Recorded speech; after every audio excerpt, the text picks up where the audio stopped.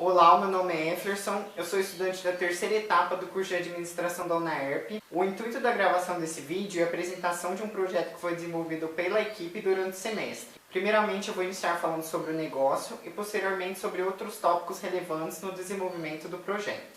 A Retro Pancakes é uma empresa do ramo alimentício food service que tem como atividade operacional a produção e comercialização de crepes e visa atender o mercado disponível de Ribeirão Preto, com um público-alvo que será melhor especificado posteriormente.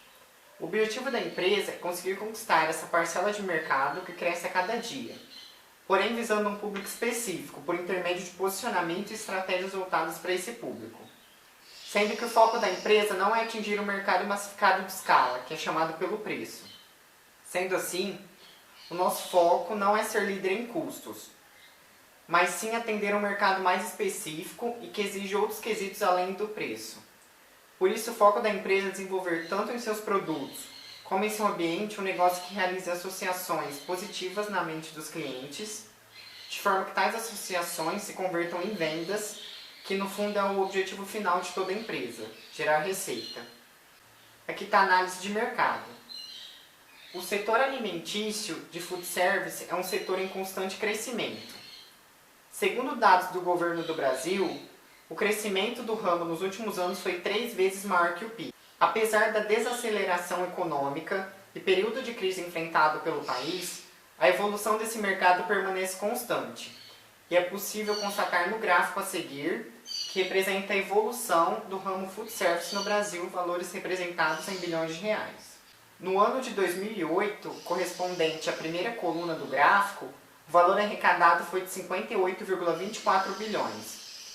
Em 2009, o valor arrecadado foi de 64,97 bilhões, que representa um crescimento de 11,56% em relação ao ano anterior. No ano de 2010, obteve-se uma arrecadação de 75,65 bilhões. Em 2011, de 87,92 bilhões. Em 2012, 100,85 bilhões. Em 2013, 116,55 bilhões. E em 2014, 132,50 bilhões. O crescimento médio desse período de 6 anos foi de 14,7%.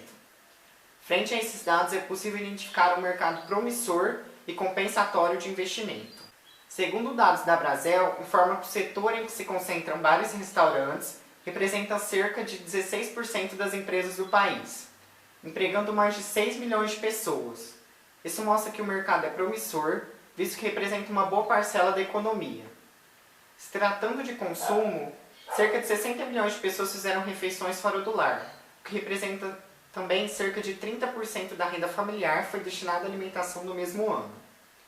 Em 2014, esse gasto subiu para 38% da renda familiar. A expectativa é que chegue a 50% até 2020. Dados do IBGE também apontam que cerca de 40% dos brasileiros fazem pelo menos uma alimentação fora de casa por dia. E o gasto médio do brasileiro da classe E e B por refeição é de 20,02 centavos e de 15,08 centavos, respectivamente. Aqui está a análise PESH. Como fator econômico, o cenário no Brasil hoje em dia é de crise, o que tem impacto direto nas empresas, indústrias que vêm sofrendo reduções na produção ao longo tempo. Com o recuo da produção, os empregos são afetados e já chegam a 8 milhões de desempregados no primeiro semestre de 2015. Outros fatores que influenciam o cenário econômico são a alta do dólar, o aumento da inflação e a taxa Selic, sendo que a taxa Selic influencia as demais taxas do mercado. A contração do PIB, o aumento da inflação está chegando a uma estimativa de 8,26% no ano de 2015. Representa uma redução significativa no consumo, pois o consumidor passa a rever e cortar gastos, tirando aquele que considera menos significativos, o que representa um risco para o ramo de alimentação fora do lar, visto que as pessoas podem cortar alguns gastos como lazer. Esse fato já foi sentido nas indústrias, que tiveram uma redução na produção pelo terceiro mês consecutivo. Dessa forma, esse corte de gastos poderia afetar a empresa, pois o ramo, por se encaixar mais como uma forma de lazer, pode estar incluso na lista de corte de gastos do consumidor, ocasionando uma redução no volume de vendas da empresa. Como fator político, o Brasil, outrora que recebia apoio de investidores do mundo todo, agora encontra-se em um momento de perda de credibilidade, onde os investidores têm tido muita cautela em investir aqui. Tudo isso por conta dos escândalos envolvendo a Petrobras, que até então era a menina dos olhos do país. Outro fator que também tem impacto direto nas empresas é a má administração do poder público, que faz com que o governo busque maneiras de diminuir a inflação por intermédio de ajustes fiscais, como o aumento da energia elétrica, que acarretou em maiores custos para a empresa. Custos esses são repassados para o consumidor final, gerando um impacto de diminuição tanto da produção como das vendas. Outro fator político de grande repercussão e bastante discutido nos últimos meses foi a proposta da regulamentação da terceirização, que foi aprovada pela Câmara dos Deputados e coloca em xeque os direitos adquiridos e que hoje formam a CLT. Essa regulamentação seria, de certa forma, favorável para as empresas, visto que o custo de um funcionário é muito alto quando seguido os padrões exigidos pelas leis trabalhistas. Como fator cultural, a gente vive numa sociedade de veio extremamente consumista. Com a ascensão da classe C, a mesma se viu em contato com produtos das quais era privada. As classes A e B, que tinham produtos exclusivos que eram ligados a status, podem sentir um certo desconforto com o fato, o que deixa as empresas em uma situação difícil de contornar. Ou elas tentam alcançar esses novos consumidores, ou privar pela exclusividade. Os hábitos dos consumidores também vêm se alterando ao longo do tempo. E atualmente, com a rotina corrida, comer fora de casa passou a transmitir um valor de custo-benefício. As pessoas então se habituaram a se alimentar mais vezes fora de casa. As redes sociais têm como papel influência nesse processo, pois consumir fora de casa não é um hábito acessível a todas as pessoas.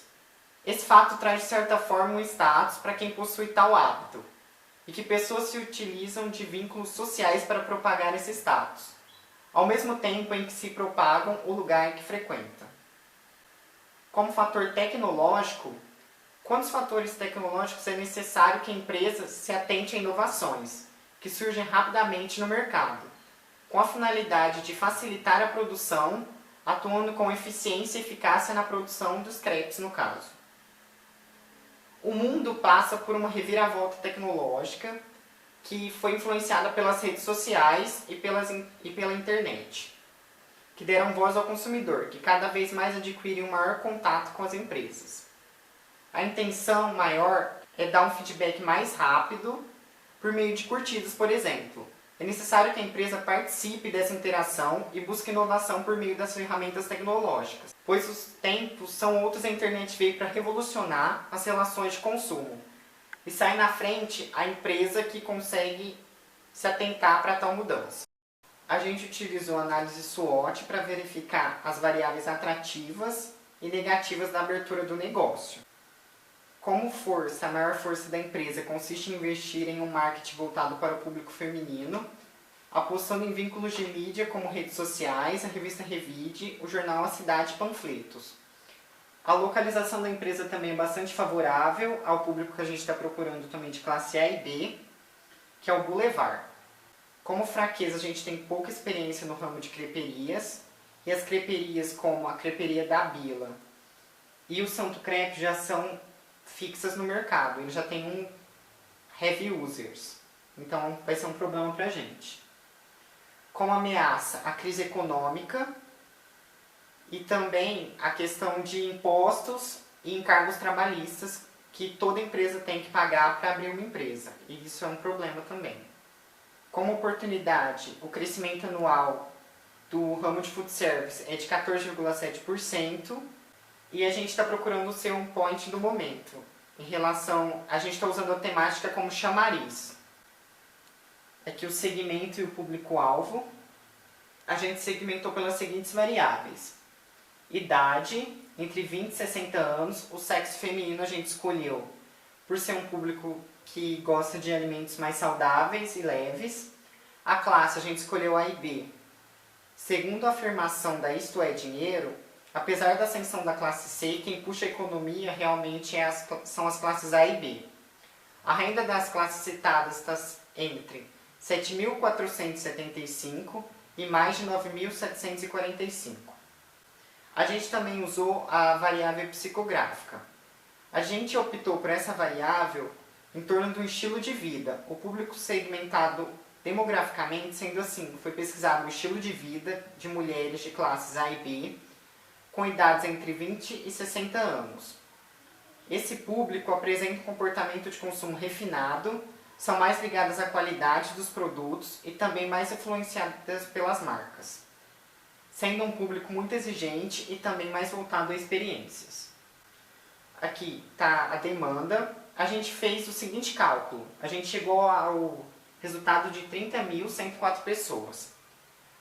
Por um dado da FGV, cerca de 140 mil pessoas são de classe A e B em Ribeirão Preto. A gente procurou também pela idade. O público mais próximo da idade que a gente escolheu era de 15 a 64 anos.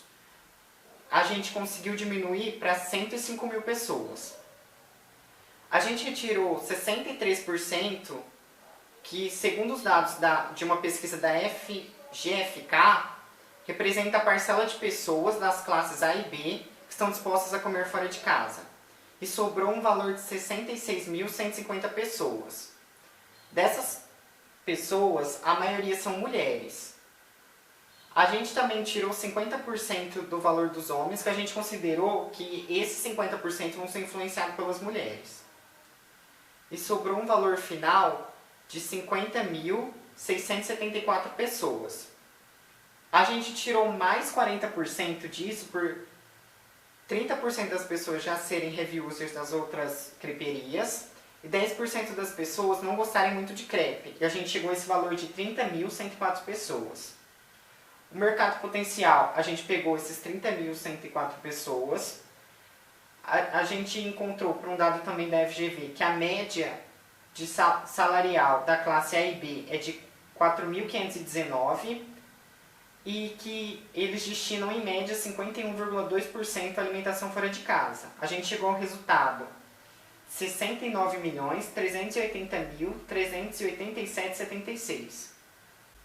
Aqui está o mercado potencial pelos 3 anos. Aqui a gente vai fazer a análise dos concorrentes. Os principais concorrentes são o Santo Crepe, a Creperia da Bila e a Creperia Dele Rose. Aqui a gente fez um gráfico radar e ele utiliza algumas variáveis, como a localização, a decoração, o atendimento e o cardápio.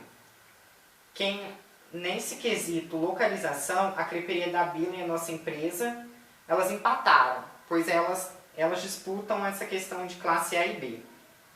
Na decoração, a gente é a única que é diferenciada, então a gente tirou 10 nesse quesito. As outras são bem tradicionais. O atendimento foi meio que regular em todas. E o cardápio, a gente também tirou um pouco maior. Porém, a gente tentou focar em algum tipo, no público feminino mesmo. Em algumas, e também numa ascensão de culto ao corpo, uma questão também, a gente fez um crepe de whey protein, por exemplo, que é para as pessoas que praticam atividades físicas, e os concorrentes não possuem essa variável. Como ponto forte, o bom cardápio, o Santo Crepe tem, e eles divulgam muito bem a marca. A decoração deles é bem tradicional, não tem nenhum diferencial. Aqui é a Creperia da Bila, localização, que é na Unip, então o fluxo de pessoas é bem alto lá. E a qualidade de atendimento deles é muito boa também. Eles também não possuem um diferencial significativo, eles são bem tradicionais. Já a Creperia Dele Rose, ela foi meio que neutra em relação às outras. Ela não apresentou nem pontos muito positivos, nem pontos muito negativos. Eles acabam que não disputam muito mercado com a gente, apesar de vender o mesmo produto, eles vendem para outra classe, que é a classe C. Eles focaram mais na classe C. O posicionamento.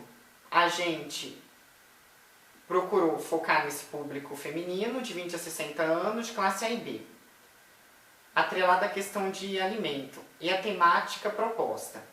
A gente pretende criar as seguintes associações: alimento saboroso, ambiente aconchegante, bom atendimento e excelente serviço. A gente quer se posicionar de maneira que as pessoas falem da Retro Pancakes de uma maneira bem positiva e que elas sempre queiram voltar pela experiência de estar no lugar. Se a gente conseguir essas associações positivas, a gente também vai conseguir um brand equity, que é bem importante. Não basta uma marca ela ser conhecida, ela tem que ter associações positivas nas cabeças dos clientes. Como estimativa de custos, a gente vai funcionar 26 dias. A gente, apesar de ter 30.104 pessoas, a gente tem noção que a gente não vai conseguir atender tudo isso. Então a gente chegou a um total de 2.080 pessoas por mês e 4.060 crepes. A gente pensou que uma pessoa vai consumir em média 2 crepes. Só que como é primeiro ano e a gente vai acabar de abrir a empresa, a gente escolheu utilizar somente 28,85% desse total. Então a gente vai vender 832 crepes por mês. Aqui está o investimento inicial. A gente chegou a um valor de R$ 101.719,17 centavos de investimento inicial. Os gastos periódicos chegam a R$ 24.348,49 centavos. Aqui está a análise de viabilidade. A gente pegou o investimento inicial, que foi de R$ 101.719,17 centavos. A gente apurou 3 DREs. A do primeiro ano foi R$ 9.954,36 centavos. A do segundo ano foi R$ 36.188,62 centavos. E a do terceiro ano, R$ 60.837,91 centavos. A taxa de rentabilidade escolhida foi de 10%. A gente chegou ao resultado que o nosso negócio é inviável. A gente investiu R$ 17.053,38 a mais do que deveria ter investido. Para a gente alcançar essa taxa de 10%, a gente teria que ter investido R$ 84.665,79 centavos. Também o TIR, a gente fez o mesmo cálculo, a taxa que a gente ia alcançar era de 10%, a gente só alcançou 2,6%. Como conclusão, nosso negócio deu inviabilidade, porém a gente chegou às seguintes conclusões. A primeira delas é que uma análise dessa não é muito fácil de ser feita, porém extremamente necessária, pois em um ambiente real, se a gente chegando nessa inviabilidade, a gente teria pensado uma nova maneira de conseguir essa taxa de 10%. Sem essa análise, a gente teria simplesmente abrido um negócio e que ao longo do tempo a gente ia perceber uma coisa que a gente podia ter percebido bem antes, previsto. Ou seja, abrir um negócio não é tão simples assim. E a gente pensou assim, quando a gente chegou na inviabilidade, quando o empreendedor chega numa inviabilidade, ele tem que ou tentar cortar custos, que foi o nosso maior problema, ou ele tem que criar um novo posicionamento totalmente diferente para a marca. Eu agradeço a atenção de vocês e obrigado.